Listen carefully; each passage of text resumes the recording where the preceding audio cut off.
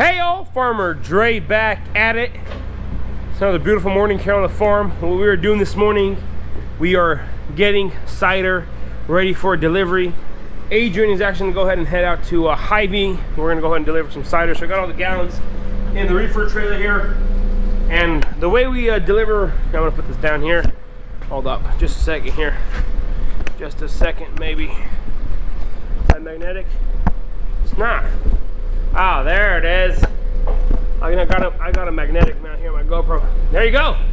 So the way we deliver our cider at Hy-Vee, so we deliver weekly, and just because every single one of our batches of cider is very specific, we use a variety of apples in each of our cider. So that's what Hy-Vee likes about our cider, is that it's unique, and they don't want the same product week after week. So we deliver quite a bit every week here. So we usually like to deliver them in the red crates, but they're all at Hy-Vee, and we don't have that many here in our warehouse.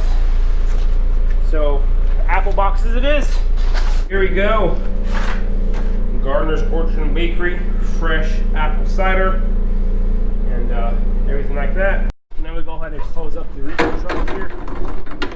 Then we head Adrian on his way to delivery.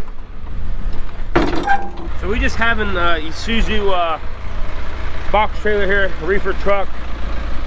Real nice thing. There you go, the reefer just started there. So yeah, we do all of our cider deliveries and everything just because cider has to stay cold so that it doesn't spoil on the way there.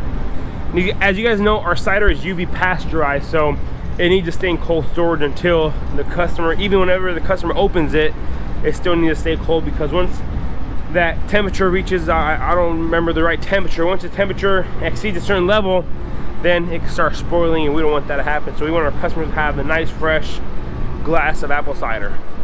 Anyway, so the plan for today, Moses and I are gonna go ahead and start pulling runners on the strawberries, and we got some help coming, so we will see what we will do today. So out here in the farm store, we got our beautiful apples here. We got some cameos, Jonathan, Fuji, there's a Fuji, Granny Smith, Golden Delicious, Red Delicious, and Pink Ladies there. We also have a few tomatoes from last season, or this season, some onions, some stuff like that, and all kinds of different jams and jellies and whatnot. So this is our farm market, farm store. And of course we have our fresh Gardener's apple cider vinegar. So I don't know if you guys know this, but we do have a bakery here on the farm, and one of my older sisters, she is a pastry chef. So I've been thinking about it, and if they want to make a video with me inside the bakery, I mean, I wouldn't mind, because have you looked at me lately? Yeah, I like baked goods. Alrighty, so now we are out here pulling runners on the strawberries, and we're doing the Roccos here first, and just going through checking out the plants. And one thing that I realized with these Roccos, the runners are very close to the plants. Like right here, I mean, there's those kind of clusters of runners right here. That so we don't save these at all, so we just throw them in between the rows here. But or we just put them in a bucket and feed them to the cows. But here we go. Here's your runner.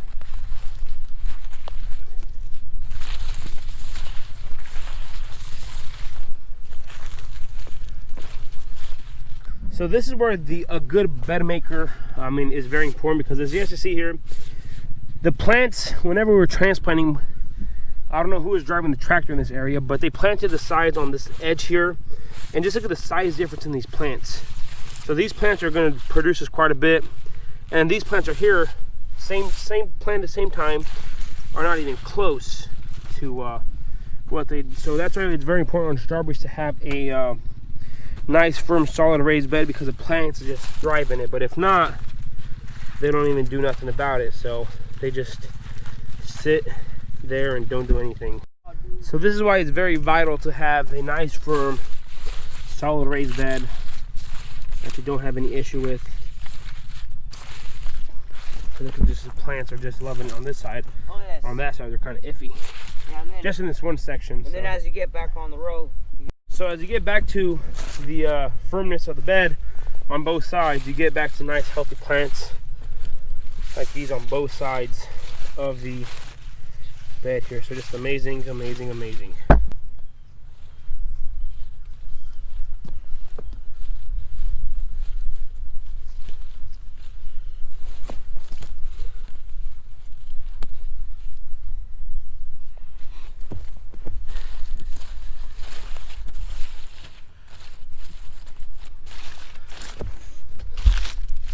So we got about 2,000 plants or 2 rows done with pulling the runners, but we're gonna actually go ahead and start training the blackberries on the RCA trellis. So we got a couple rows on the blackberries done, and we're gonna go ahead and I gotta go show some. You said a couple rows on the blackberries done. Oh, we got a couple rows of the strawberry runners pulled.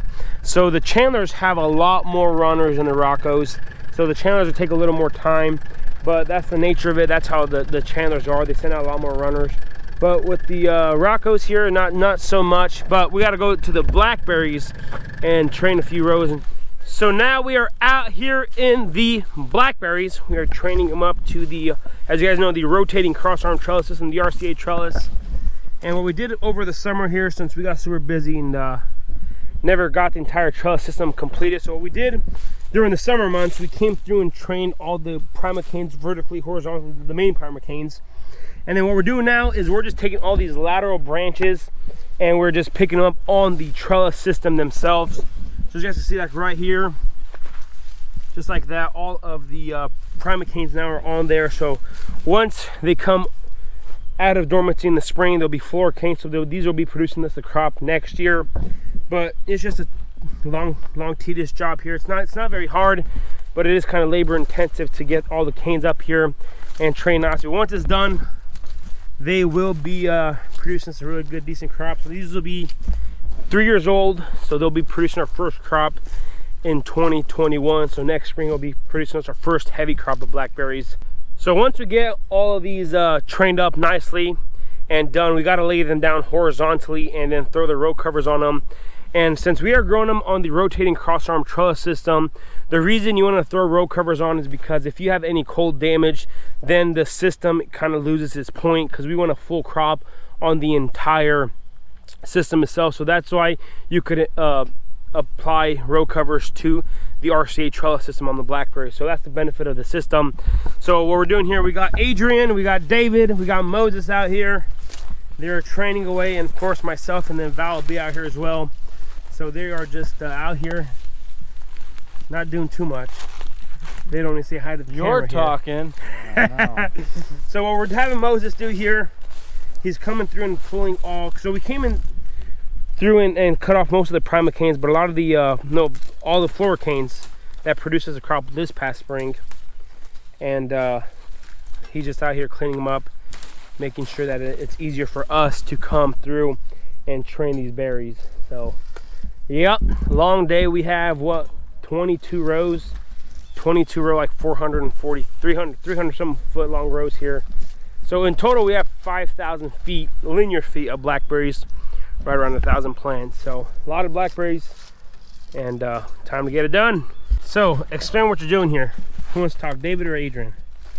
I'll let Adrian talk. There you go. So what are you doing? It's pretty simple. You just pick it up, tie here, tie there, tie there, you know? And that's it? Ah, man. Come on, man. Great explanation. Great explanation. I'm loving it. The primocanes to the trellis system. Man, this guy took public speaking. He knows. Alrighty, so we got an entire row here done. What I'm doing here, I'm going to come through and clip the tops from this side, and then we're going to go ahead and chop them all about 6 inches above the ground there. So just to make it easier so they won't overhang as much. And then if we leave these on here full of fruit, they're just going to hang over the system here, and then they'll just kind of be in the way for the customers. So yeah, now it's just time to do some more. I mean, we got 20 something rows out here, so it's a continuous process. So just got back from lunch. Everybody ate some delicious food, but now Adrian's kind of upset because he's TikTok famous. So if you guys don't know Adrian here, he's actually famous on TikTok. Oh, man. He has 125,000 followers on TikTok. Yeah. I think Andre's jealous. I am jealous. because 125,000 TikTok followers, and I'm over here trying to make it big on TikTok, but this guy won't show me how it's done. But anyways, I mean, you guys should follow him at Real Farmer on TikTok. It's the app that everybody loves. Anywho, we're gonna go ahead and finish up here on the blackberries. Since we got the boys out here. Tomorrow we have some more help come with finish off the runners on the strawberries there, so that's the plan there. But today we're gonna focus on the blackberries here and try to get as many rows as we can today.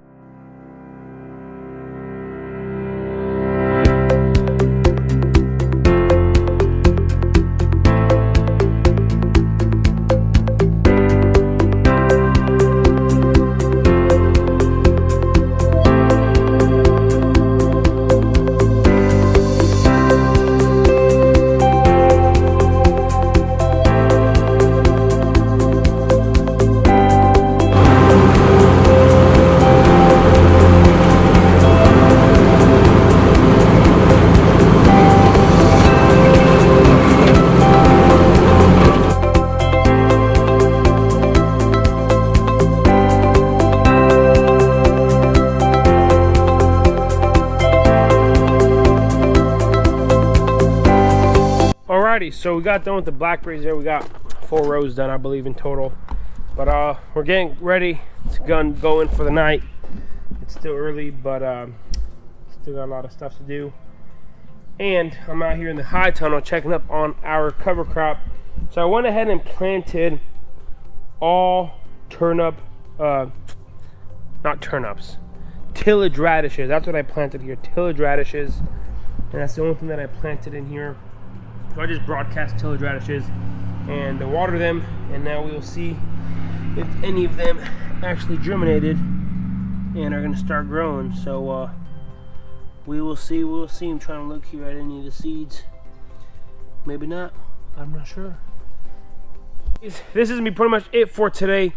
I want to thank everybody for sticking around to the end of this video. If you guys haven't already, go and hit that subscribe button. We're trying to hit 10,000 by the end of this year. And don't forget to hit that notification icon so you guys can be notified whenever I do upload a video. I want to say thanks for watching up to this point. You guys have a good day, and we'll see you tomorrow.